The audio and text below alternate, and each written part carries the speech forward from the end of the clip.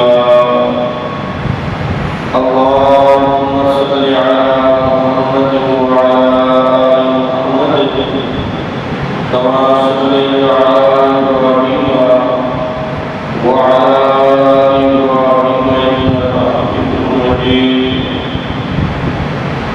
اللهم بارك على محمد وعلى آل محمد كما باركت على إبراهيم وعلى آل إبراهيم إنك حميد مجيد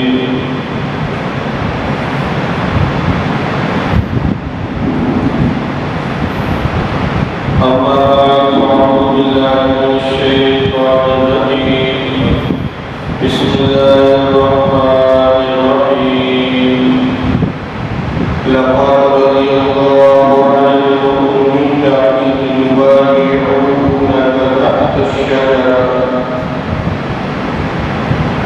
إذ يبايعونك تحت الشجرة فعلم ما في قلوبهم فأنزل السكينة عليهم ورزقهم فتحا قريبا حمد سنا دلائی بڑائی کبریائی دلائی اللہ وحدہ لا شریک کی ذات پاک ہے بے شمار درود و سلام امام الانبیاء حبیب کبریاء شافی روز جزا ساری کائنات کے جان و رہنما امام الانبیاء جناب محمد رسول اللہ صلی اللہ علیہ وآلہ وسلم کی ذات پاک کے لیے قابل اور بھائیوں اللہ رب العزت نے اپنی کلام پاک میں پیارے پیغمبر جناب محمد رسول اللہ صلی اللہ علیہ وآلہ وسلم کے ساتھیوں اور اصحاب کے بارے میں قرآن پاک میں بہت بڑا حصہ نازل فرمایا صحابہ کرام کا جہاد کرنا ان کا کاروبار کرنا ان کا عبادت کرنا نماز پڑھنا اللہ کا ذکر کرنا گھریلو معاملات کو ادا کرنا اللہ تعالیٰ نے اس کو قرآن پاک قرآن کے لوگوں کے سامنے پیش کی ہے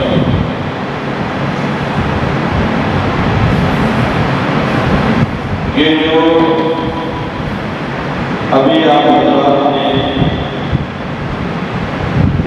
آیت مبارکہ سماعت کی ہے اس کا تعلق سورہ فتح سے ہے یہ فتح کیسی فتح ہے کہ جس کے بارے میں اللہ رب العزت نے فرمایا اِنَّا فَتَحْنَا لَكَ فَتْحًا مُبِينًا اور پھر اللہ رب العزت نے فرمایا وَأَصَابَهُمْ فَتْحًا قَرِيبًا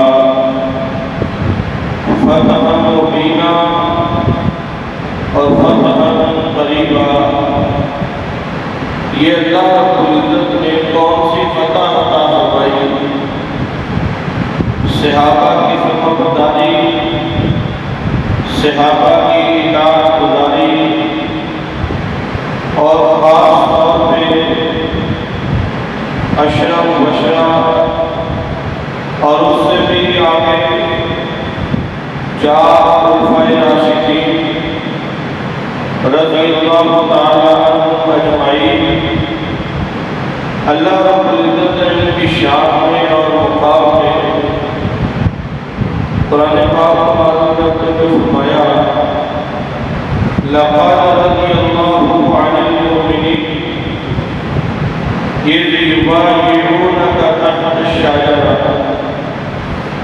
کہ اللہ تعالیٰ راضی ہو گیا، اللہ تعالیٰ خوش ہو گیا ان مومنین کی جماعت سے اذ یبایعونک تحت الشجرہ، جنہوں نے آپ کے ساتھ بیعت کی درخت کے نیچے، فعلم ما فی قلوبہم، اور اللہ تعالیٰ نے ان کے دلوں کو جان لیا، یعنی دلوں کی باتوں کو بھی اللہ رب العزت نے جان لیا، پہچان لیا۔ فَأَنزَلَ السَّكِينَةَ عَلَيْهِمْ، اور اللہ تعالیٰ نے ان کے اوپر سکینت، اطمینان اور سکون نازل فرمایا، وَأَثَابَهُمْ فَتْحًا قَرِيبًا، اور اللہ رب العزت نے ان کو فتح عطا فرمائی۔ میرے پیارے بھائیوں اور بزرگوں، یہ جو اللہ رب العزت کا ایمان والوں سے راضی ہونا ہے، یہ ایک ایسی بیعت تھی جو حضرت عثمان غنی رضی اللہ تعالیٰ ان کے خون کا بدلہ لینے کے لیے قصاص کے طور پہ لی گئی۔ حضرت عثمان رضی اللہ تعالیٰ کو، جو کہ کسی تعارف کے محتاج نہیں ہے، اور حضرت عثمان رضی اللہ تعالیٰ کو جو ذوالنورین کے لقب سے پکارے جاتے ہیں،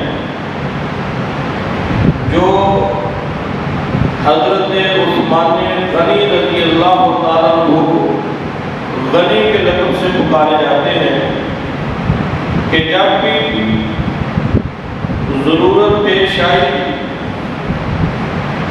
کہ اسلام کے لیے مال و دولت چاہیے، پیسہ چاہیے، تو حضرت عثمان غنی رضی اللہ تعالیٰ کو انہوں نے اپنے خزانوں کے منہ کھول دیے اور اسلام کی سربلندی کے لیے، اللہ کے دین کے لیے بے دریغ خرچ کیا، بے حساب خرچ کیا۔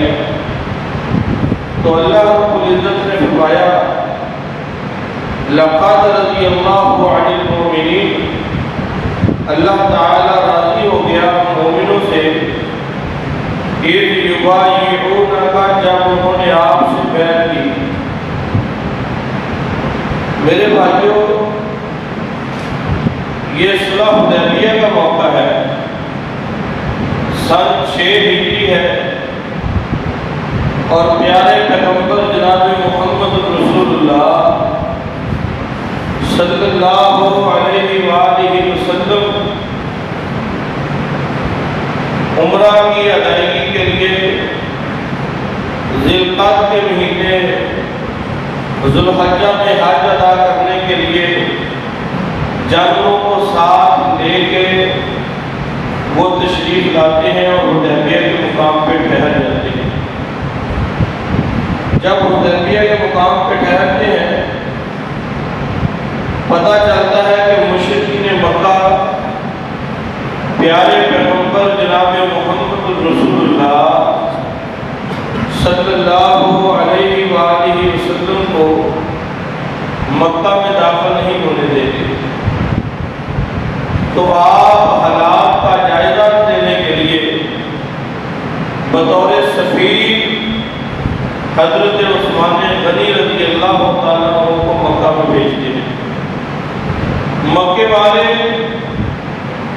حضرت عثمان غنی رضی اللہ تعالیٰ عنہ کو یہ کہتے ہیں کہ جناب آپ عمرہ ادا کر لیں، آپ بیت اللہ کا طواف کر لیں، ہم نے آپ کے نبی کو اور دوسرے دوستوں صحابہ کو نہیں آنے دیں۔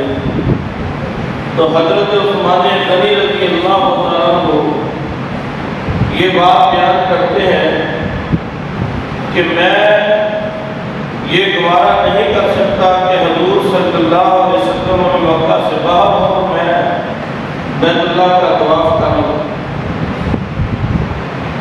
تو خبر یہ مشہور ہوتی ہے کہ حضرت عثمان غنی رضی اللہ عنہ کو شہید کر دیا گیا۔ جب یہ شہادت کی خبر جو کہ افواہ تھی نبی صلی اللہ علیہ وآلہ وسلم تک پہنچتی ہے تو آپ اپنے صحابہ کو یہ بات ارشاد فرماتے ہیں کہ بھی ہم نے قصاص لینا ہے اور قصاص عثمان کے بغیر ہم یہاں سے واپس نہیں جائیں گے۔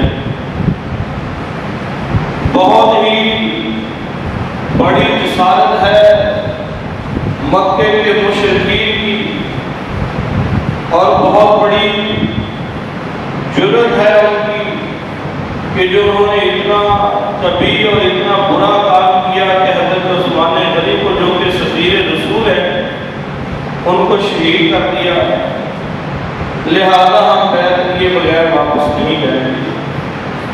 تو اللہ رب العزت نے فرمایا ان الذین یبایعونک انما یبایعون اللہ، آپ نے اپنے ایک ہاتھ کو حضرت عثمان غنی کا ہاتھ قرار دیا اور اپنے دوسرے ہاتھ کو اس کے اوپر رکھا،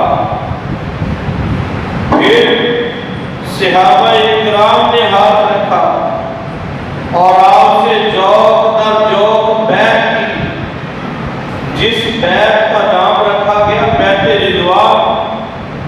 اور صحابہ اکرام نے بیان کیا کہ یہ بیعت رضوان کس بات کی بیعت تھی کہ ہم اپنی رضا مندی سے، ہم اپنی خوشی سے اس بیعت کو کرتے ہیں کہ اپنی جانیں تک قربان کر دیں گے۔ یہ موت کے اوپر بیعت تھی کہ ہم اپنی جانوں کا نذرانہ پیش کر دیں گے اور حضرت عثمان غنی رضی اللہ تعالیٰ عنہ کا قصاص لے کے جائیں گے۔ تو اللہ رب العزت فرماتے ہیں انما یبایعونک انما یبایعون الذین یبایعونک، بے شک وہ لوگ جنہوں نے آپ سے بیعت کی انہوں نے آپ سے بیعت نہیں کی، انہوں نے کس سے بیعت کی؟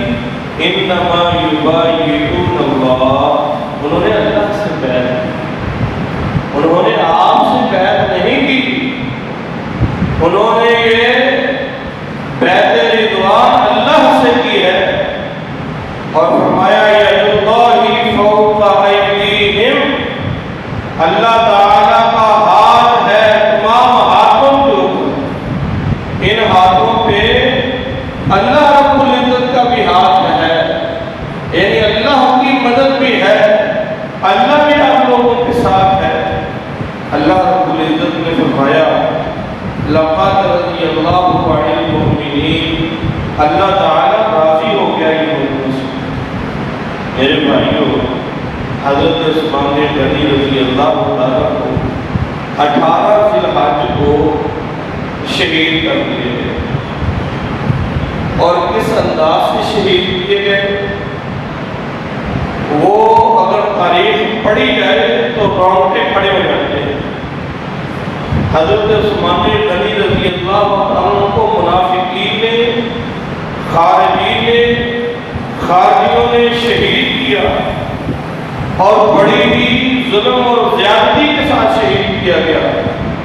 حضرت عثمان غنی رضی اللہ عنہ کون سی ہستی ہیں کہ پیارے پیغمبر جناب محمد کریم صلی اللہ علیہ وآلہ وسلم ارشاد فرماتے ہیں کہ مدینے کے اندر میٹھے پانی کا کنواں ہے، جو وہ کنواں لے کے مسلمانوں کے لیے وقف کرے گا اس کے لیے جنت ہے۔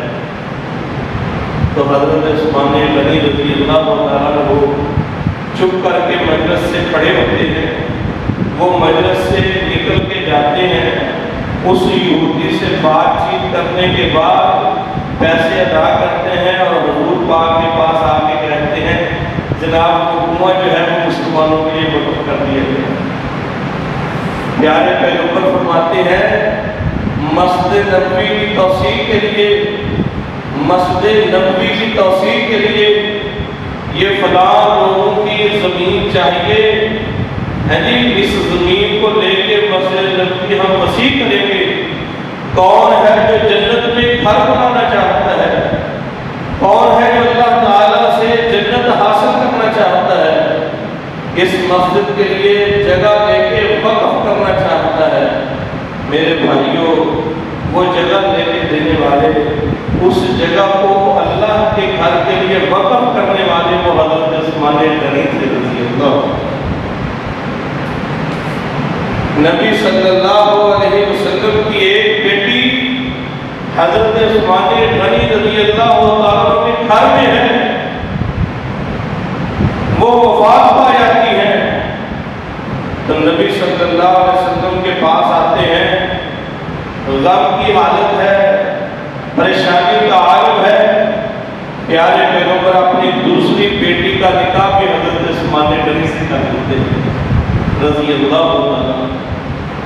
حالات کا تقاضا، کوئی ایسی بات ہوتی ہے وہ بھی اللہ کو پیاری ہو جاتی ہے، تو حضرت عثمان غنی رضی اللہ تعالیٰ کو آگے کہتے ہیں، آقا پہلے لوگ کہتے تھے کہ یہ نماز رسول جا رہے ہیں، اب دونوں آپ کی بیٹیاں اللہ کو پیاری ہو گئی ہیں، تو آپ نے فرمایا عثمان تیری شخصیت ایسی ہے، تیری محبت ایسی ہے، تیرا کردار ایسا ہے، تو باحیا اتنا ہے کہ میری اگر 40 بیٹیاں بھی ہوتی، کتنی بیٹیاں؟ 40 بیٹیاں بھی ہوتی اور ایک کے بعد دیگرے اللہ کو پیاری ہوتی جاتی تو میں تیرے نکاح میں دیتا رہتا۔ تو حضرت عثمان غنی رضی اللہ تعالیٰ کو بڑے ہی مقام اور مرتبے والے صحابی رسول، ان کے حق کے ساتھ ان کے لیے جو بیعت کی گئی، اس بیعت کو کرنے والے صحابہ سے ڈرا۔ اللہ تعالیٰ فرماتے ہیں لَقَدْ رَضِيَ اللَّهُ عَنِ الْمُؤْمِنِينَ، اللہ تعالیٰ ان مومنوں سے راضی ہے جنہوں نے حضرت عثمان غنی کے لیے بیعت رضی اللہ۔ کیسی شخصیت ہے کہ نبی صلی اللہ علیہ وسلم بیٹھے ہوئے ہیں، حضرت ابوبکر صدیق آتے ہیں رضی اللہ عنہ اور آ کے اپنا مسئلہ حل کرواتے ہیں، بات چیت کرتے ہیں، چلے جاتے ہیں۔ آپ کی پنڈلی سے کپڑا ہٹا ہوا ہے، حضرت عمر فاروق آتے ہیں رضی اللہ عنہ، وہ بھی آتے ہیں، اپنی بات چیت کرتے ہیں، آپ جیسے بیٹھے ہیں ویسے ہی بیٹھے ہیں، تو وہ بھی اپنی بات چیت بیان کرتے ہیں اور وہ چلے جاتے ہیں۔ تو پھر آتے ہیں حضرت عثمان غنی، پتہ چلتا ہے کہ دروازے پہ کون آیا ہے، جی حضرت عثمان غنی رضی اللہ تعالیٰ تشریف لائے۔ آپ سیدھے ہو کے بیٹھتے ہیں، اپنے کپڑے کو ٹھیک کرتے ہیں، تو حضرت عائشہ صدیقہ حیران رہ جاتی ہے، وہ کہتی ہیں میرے والد محترم آئے، آپ ویسے بیٹھے ہیں۔ حضرت عمر فاروق آئے رضی اللہ تعالیٰ، جن کا نام سن کے شیطان گلی بدل لیتا ہے، آپ ویسے ہی بیٹھے رہے۔ تو جب حضرت عثمان غنی تشریف لاتے ہیں تو میں دیکھتی کیا ہوں کہ آپ اپنے کپڑوں کو سیدھا کر کے بڑے اہتمام کے ساتھ کپڑوں کو سمیٹ کے بیٹھ جاتے ہیں۔ تو یہ کیا وجہ ہے؟ آپ نے فرمایا عائشہ حضرت عثمان غنی وہ ہستی ہیں کہ جس سے اللہ کے فرشتے بھی حیا کرتے ہیں، جن کے حیا میں اللہ کے فرشتے بھی وہ کاربند رہتے ہیں کہ یہ بڑی باحیا شخصیت ہے، اللہ کے فرشتے جس سے حیا کریں تو میں محمد صلی اللہ علیہ وسلم کو حیا نبی صلی اللہ علیہ وسلم کے دماغ ذوالنورین حضرت عثمان غنی رضی اللہ تعالیٰ عنہ کے بارے میں جن ایمان والوں نے بیعت کی تھی، اللہ تعالیٰ ان کے بارے میں فرماتے ہیں کہ لقد رضی اللہ عن المؤمنین، اللہ تعالیٰ نے اپنے راضی ہونے کا سرٹیفکیٹ جاری کر دیا کہ اللہ تعالیٰ ایسے قوموں سے راضی ہے جو حضرت عثمان غنی کے لیے کھڑے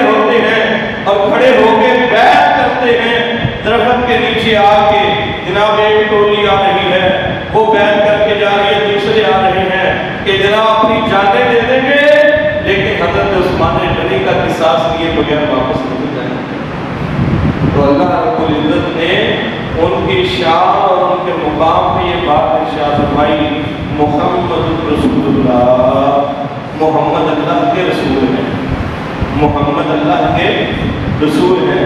والذین معہ اشداء علی الکفار، اور جو محمد صلی اللہ علیہ وسلم کے ساتھی ہیں وہ کیا ہے؟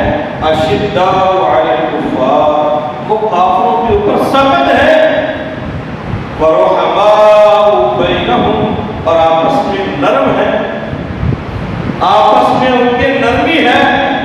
فرمایا اشداء علی الکفار ورحماء بینہم، آپس میں نرم ہے اور دشمنوں پہ سخت۔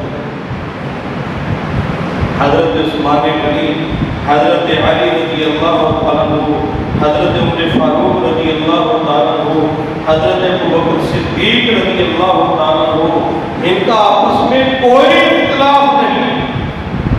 حضرت ابوبکر صدیق کا دور آتا ہے، میرے بھائیوں، مجلس شورا کے مین ممبر حضرت عمر فاروق رضی اللہ تعالیٰ عنہ، اور عدالت کے قاضی حضرت علی رضی اللہ تعالیٰ عنہ۔ حضرت عمر فاروق کا دور آتا ہے 10 سال کا دور، اور عدالت کے قاضی کون ہے؟ حضرت علی رضی اللہ عنہ۔ بازار میں مزدوری کون کرتے ہیں؟ حضرت علی رضی اللہ عنہ۔ حضرت عثمان غنی کا دور آتا ہے رضی اللہ عنہ۔ پھر بھی عدالت کے قاضی اور فیصلے کے جج کرنے والے وہ کون ہیں؟ حضرت علی رضی اللہ عنہ۔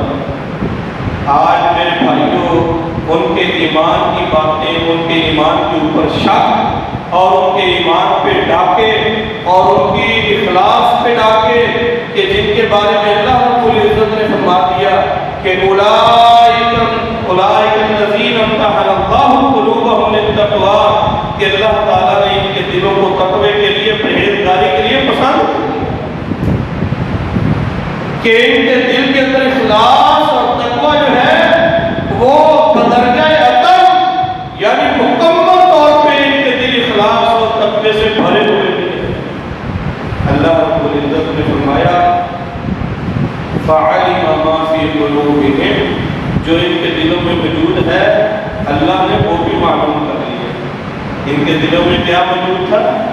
یعنی ان کے دلوں میں موجود تھا اخلاص، ان کے دلوں میں موجود تھا ایمان، جو حضرت عثمان غنی کے لیے جو محبت تھی، فرمایا فَعَلِمَ مَا فِي قُلُوبِهِمْ، اللہ نے ان کے دلوں تک کو معلوم کر دیا، اور فرمایا فَأَنزَلَ السَّكِينَةَ عَلَيْهِمْ، اللہ نے ان کے اوپر سکینت، اطمینان اور سکون نازل فرمایا، وَأَصَابَهُمْ فَتْحًا قَرِيبًا، اور ان کو فتح دی۔ اس اطاعت اور اس فرما برداری کے نتیجے میں کیا ہوا؟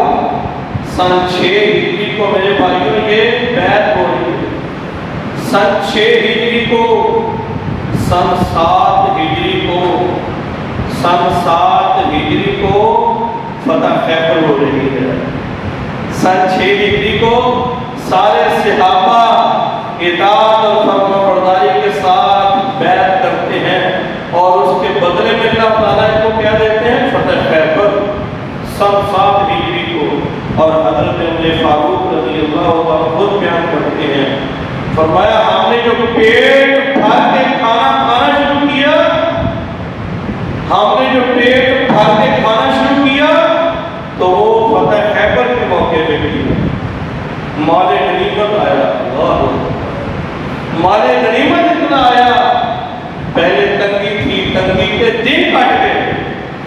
تنگی کے دن کیسے کٹتے ہیں؟ اللہ اور اس کے رسول کی فرما برداری سے۔ تنگی کے دن کیسے کٹتے ہیں؟ صحابہ کی محبت سے۔ تنگی کے دن کیسے کٹتے ہیں؟ پریشانیاں کیسے ختم ہوتی ہیں؟ بیماریاں کیسے ختم ہوتی ہیں؟ اللہ اور اس کے رسول کی اطاعت اور فرما برداری سے۔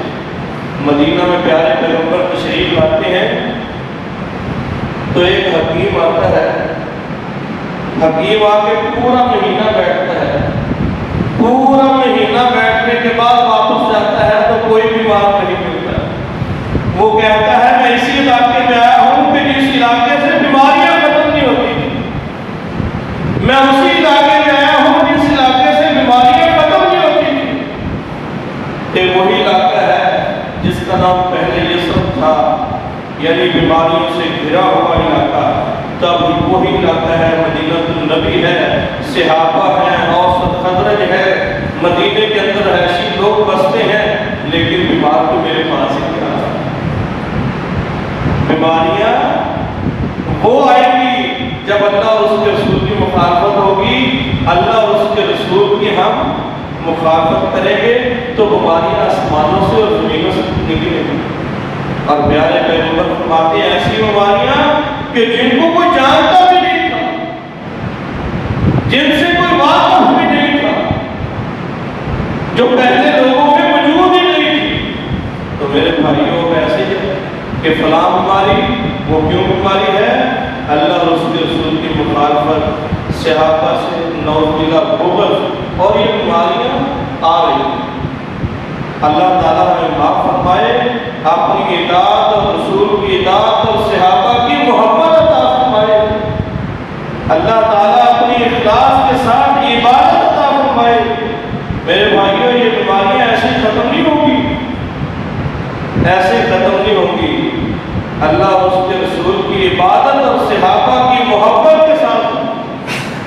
اللہ رب العزت ارشاد فرماتے ہیں محمد رسول اللہ، محمد اللہ کے رسول ہیں، والذین معہ اشداء علی الکفار، جو محمد کے ساتھی ہیں ایمان والے لوگ۔ محمد صلی اللہ علیہ وسلم کی جو فوج ہے، محمد صلی اللہ علیہ وسلم کے جو ساتھی ہیں، اشداء علی الکفار، وہ کافروں پہ سخت ہیں، ورحماء بینہم، اور آپس میں نرم ہیں۔ رزم حق و باطل ہو تو فولاد ہے مومن، ہو ہلکا یارا تو بریشم کی طرح نرم، رزم حق و باطل ہو تو فولاد ہے مومن۔ آپس میں بات ہو تو نرمی نرمی ہے، آپس میں گفتگو ہو تو نرمی نرمی ہے۔ کسی کافر سے مقابلہ ہے تو فولاد سے بھی کم نہیں۔ پیارے پیغمبر کی 10 سال تک خدمت کی حضرت انس بن مالک رضی اللہ عنہ، 10 سال کے بعد بیان کرتے ہیں حدیث پاک، کہتے ہیں میں 10 سال خدمت میں رہا، 10 سال آپ کی خدمت کی، کبھی آپ نے مجھے ڈانٹا ہی نہیں، کبھی یہ نہیں فرمایا کہ یہ کام تم نے کیوں نہیں کیا، میں کام بھول گیا تو وہ کام آپ نے خود کر دیا۔ یہ کردار اور یہ اصلاحی معاملات یہ کس کے ہیں؟ جس کا ہم نے کلمہ پڑھا ہوا۔ اللہ تعالیٰ فرماتے ہیں محمد صلی اللہ علیہ وسلم اللہ تعالیٰ کے رسول ہیں، تو اس کی تربیت کیا ہے؟ والذین معہ اشداء علی الکفار، محمد صلی اللہ علیہ وسلم کے ساتھی کافروں کے ساتھ۔ ابھی کافروں کا معاملہ دیکھ لیں، ہمارے حکمرانوں سے لے کے ہماری عوام تک، جو بھی بات ہو، جو بھی معاملات ہو، جو بھی ان کا فیشن ہو، جو بھی ان کا کلچر و ثقافت ہو، وہ ماننے میں، اطاعت کرنے میں ذرا دیر نہیں لگاتے، اور قرآن کی بات آ جائے مذاق اڑانا شروع کر دیتے ہیں، اور یہ بڑی پرانی کرنا ہے، حدیث کی بات آ جائے یہ بڑیاں پرانی کرنا ہے، نعوذ باللہ، دور جاہلیت کی باتیں، بے حیائی کی باتیں۔ اللہ رب العزت فرماتے ہیں، فرمایا وَلَا تَبَرَّجْنَا تَبَرُّجَ الْجَاهِلِيَّةِ الْأُولَىٰ، جاہلیت میں جیسے زینت کا اظہار کرتے تھے لوگ، غرور اور فخر اور تکبر کا اظہار کرتے تھے، عورتیں بے حیائی کرتی تھیں، کب؟ کما تبرج الجاہلیۃ الاولیٰ، جیسے دور جاہلیت میں ایسے نہ کیا کرو۔ وہ جاہلیت کی باتوں کو کہتے ہیں یہ فیشن ہے، یہ ان کی باتیں ہیں، اور جو اللہ اور اس کے رسول کی جو اخلاص بھری تعلیمات ہے، جو ہمارے فائدے کی باتیں ہیں، ہم کہتے ہیں پرانی نعوذ باللہ مذاق اڑایا جائے۔ ایک بندہ مجلس میں بیٹھ کے بات کرتے نا، وہ ڈرتا بات ہی نہیں کرتا، وہ کہتا ہے مجھے پھر دیں گے یا بہت مولوی بنے گا، یہ بڑا دین کا ٹھیکیدار ہے، یہ بڑا اللہ تعالیٰ کے قرآن کو فرمائی میرے بھائی کرے۔ اگر کسی سے ایک بات مل جائے، قرآن پاک کی بات آ جائے، آنکھیں جھکا کے اپنے سر کو جھکا کے نبی صلی اللہ علیہ وسلم کی حدیث آ جائے، سر کو جھکا کے پھر اس پہ عمل کیے۔ انما کان قول المؤمنین اذا دعوا الی اللہ ورسولہ قالوا سمعنا واطعنا۔ مومنوں کی بات یہ ہوتی ہے کہ جب اللہ کی بات ہو، اللہ کے رسول کی بات ہو، تو وہ کیا کہتے ہیں؟ قالوا سمعنا واطعنا، ہم نے سن لیا اور ہم نے اطاعت کی۔ میرے بھائیو، اسلام ہم تک ایسے نہیں پہنچا۔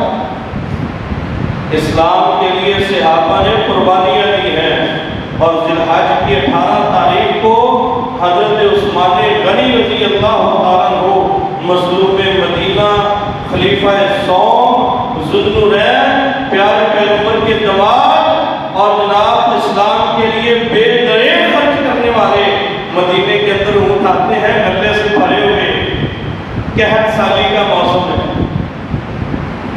تو بڑے تاجر آتے ہیں، وپاری آتے ہیں، کہتے ہیں ہمیں غلہ دو، ہول سیل ریٹ پہ دو، منافع دو ہمیں، تو ہم بیچیں گے۔ تو آپ تو ان ہول سیل ڈیلروں سے بھی پڑے ڈیل ہوتے ہیں، وہ کہتے ہیں کتنا دو گے؟ 2%، 3%، 4%، کہتے نہیں مجھے زیادہ مل رہا ہے، مجھے زیادہ مل رہا ہے۔ وہ کہتے ہیں ایسا کون سا بڑا تاجر ہے جو تمہیں ہم سے بھی زیادہ منافع دے رہا ہے؟